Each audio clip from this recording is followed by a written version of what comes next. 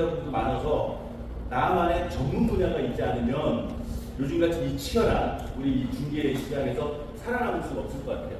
그래서 저는 이제 개인적인 그 일반 1층에 이렇게 소규모보다는 규모의 경쟁을 좀 해야 되겠다. 그래서 이층에서 중개법인으로 해서 이제 상가, 빌딩 이런 영업용 건물을 하고 제가 잘하고 있는 경매하고 이렇게 결부시켜서 이제 해보려고 하는 거거든요.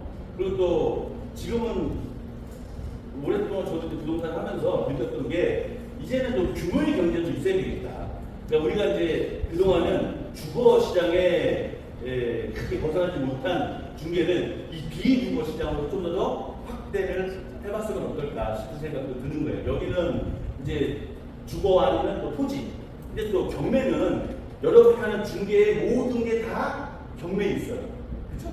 네, 뭐 아파트, 뭐 주택, 토지, 공장 다. 그 다음에 없는 것도 있어요. 여러분이 중개 못하는 것들, 자동차, 선박. 항공기가 경매라고 못 봤는데 항공기도 나올 수도 있죠. 그리고 또 요즘에 경매 물건이 많이 쏟아지면서 또 여러분이 관심을 갖는 것 중에 하나가 뭐냐면 공매예요. 그러니까 이제 경매하는 사람은 다 공매를 하지 않아.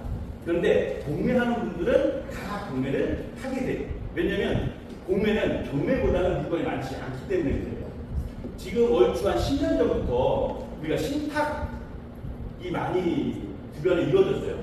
그래서 이제 등기를 보면 신탁 등기도 많이 하고, 그래서 처음에는 신탁 등기에 대해서 좀 설명을 드릴까 하는데 너무 고립 타분해서 그 중에 공매 중에서 신탁으로 인해서 나오는 것들이 있어요. 그래서 그런 부분을 좀 간략하게 소개하면서 여러분이 경매뿐만 아니라 공매 중에서 신탁으로 인한 공매 이런 부분들을 관심 있게 보시면 좋겠다는 거예요. 그리고 이제 경매든 공매든 주거뿐만 아니라 비주거, 토지도 많이 나오잖아요. 네, 그리고 또 좀 이따 설명드리겠지만 우리 공매 중에서 신탁으로 인해서 하면 신탁 등기를 하게 되면 근저당의 설정이 없잖아요. 그러면 이제 그 신탁자가 원금이나 이자를 잘 내면 좋은데 체납됐어. 그러면 우선 주입자인 대출해준 은행은 어떻게 해야 될까요?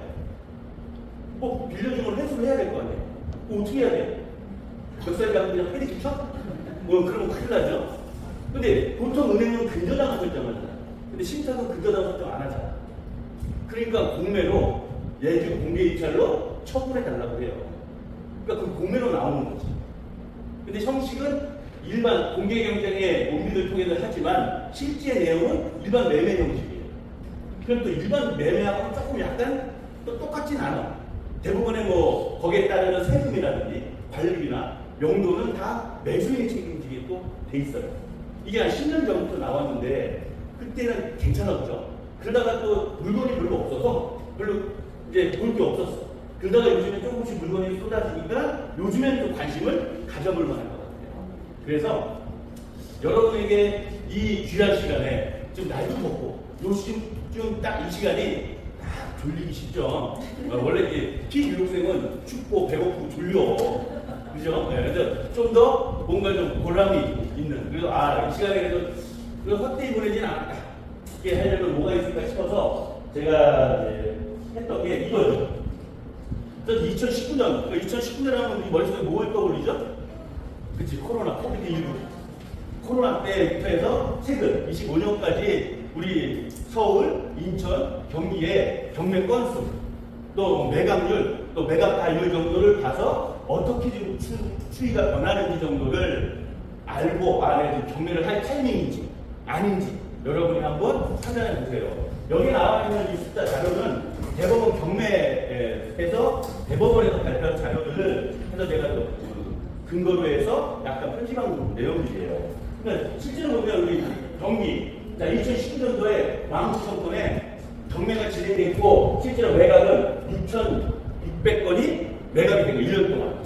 그런데 지금 2019년, 2017년 17,000, 2021년도 15,000, 그리고 2022년 14,000. 이게 경기도는 이때 바닥을 찍는 거죠, 지금. 그리고 2022년 14,000에서 이제 2024년 19,000, 31,000, 2025년은 1월달부터 올해 7월까지의 통계예요. 그러니까 지금 7월까지가 24,000이면 올 10월 정도까지 되면 꽤 많겠죠. 그런데 사실 2019년밖에 안 했는데 제가 2019년 이전은 어땠을까요? 경매 물건이 많았을까요? 떨어졌을까요? 자, 경매 물건은 경기가 나빴을 때 많다. 경기가 좋았을 때 많다. 어떨까요? 그때 달라. 제 경험은 언제 맞냐면 금리가 떨어지니까 경매는 없더라고요. 거꾸로 많을 때는 언제예요? 금리가 올라갈 때 경매 물건이 많이 있어요. 그러니까 제가 한 3년 후에 자격증이 97년도예요. 97년도가 뭐 생각나죠? IMF 때. 그때는 경매 물건이 많았을까요? 적었을까요? 네, 겁나 많았어. 많아. 무지무지하게 많았어.